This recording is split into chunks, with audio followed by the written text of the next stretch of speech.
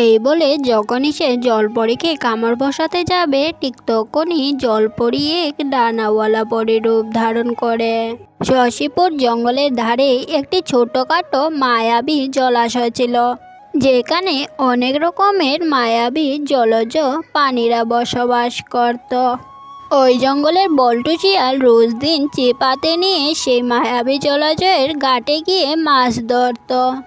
কিন্তু সে কখনই জানতো না যে সেই জলাশয়ের নিচে আসলে কারা বসবাস করে। বল্টু নদীতে ছিপ ফেলে আর মাছ ধরে। এই নদীতে কত মাছ আর কি সুস্বাদু এই নদীর মাছগুলো। সেদিন মাছ ধরতে ধরতে বল্টু যখন নদীর কিনারায় যায় মাছ কুড়োনোর জন্য, তখন সে দেখে একটি কাঁকড়া।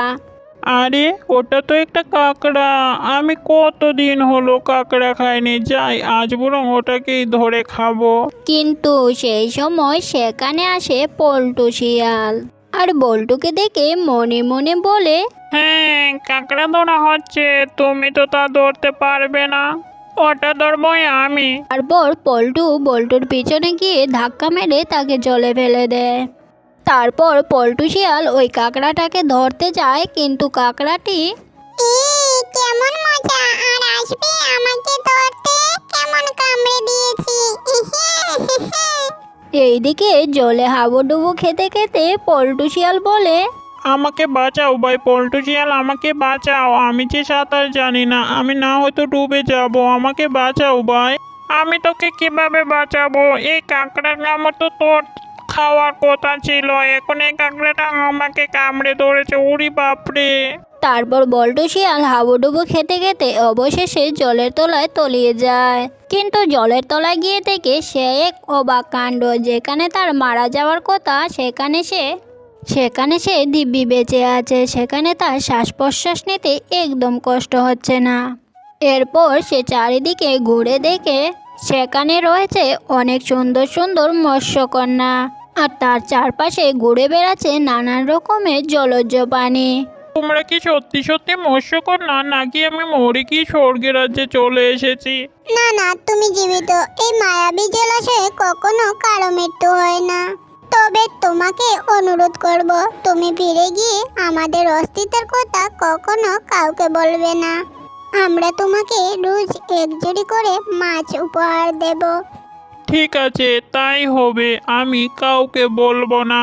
তোমরা সকলে একদম ভয় পেও না, নিশ্চিন্তে বসবাস করো। তারপর সবুজ পরী পল্টু শিয়ালকে নিয়ে উপরে তুলে দেয়। তারপর সেই জলপরী বল্টু শিয়ালকে তার মায়াবী শক্তি দিয়ে এক জুড়ি মাছ দেয়, আর সেই জুড়ি মাথায় নিয়ে বল্টু শিয়াল খুশি মনে তার নিজের বাড়ির দিকে রওনা দেয়।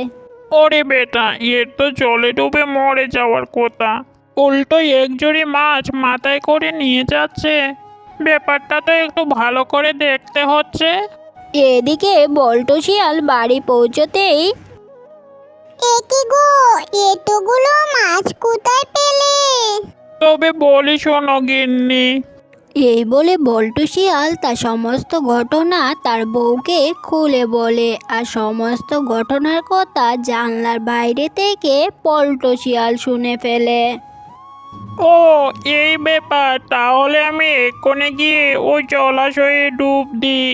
তারপর যেই ভাবনা সেই কাজ। তারপর পল্টু শিয়াল দৌড়ে গিয়ে ওই জলাশয়ে ছপাত করে ঝাঁপ দিল। একি, তুমি কে? আর তুমিও যে আমাদেরকে দেখে ফেললে, তোমাকেও আমরা বল্টু শিয়ালের মতো জলাশয়ের উপরে পৌঁছে দেব, আর রোজ এক জুড়ি করে মাছ দেব।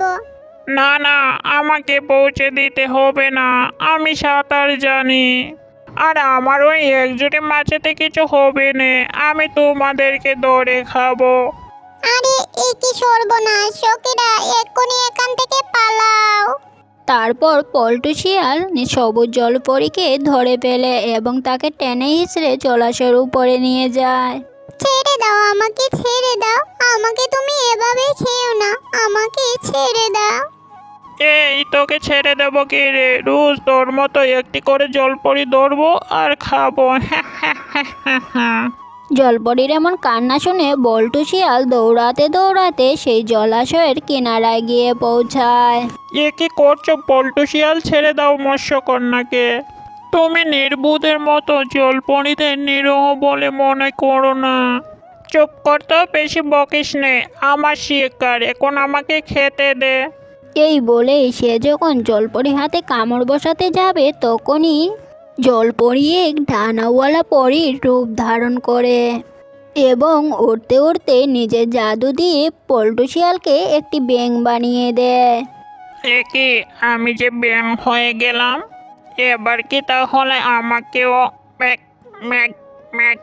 ব্যাঙটি জলাশয়ে চাপিয়ে পড়ে। তারপর শোনো বল্টু শিয়াল, তোমাকেও সব ঘটনা বলে যেতে হবে। এই বলে সবুজ পরি বল্টু শিয়ালকে দুটো আপেল দেয় এবং বলে, যাও বাড়ি গিয়ে তুমি ও তোমার স্ত্রী দুজনেই এই ফল দুটো খেয়ে নেবে। বিদায় বন্ধু। এরপর বল্টু শিয়াল পরীর কথা মতো বাড়ি গিয়ে সে এবং তার বউ দুজনেই দুটো আপেল খেয়ে নেয় আর পুরনো সব কথাগুলো ভুলে যায়।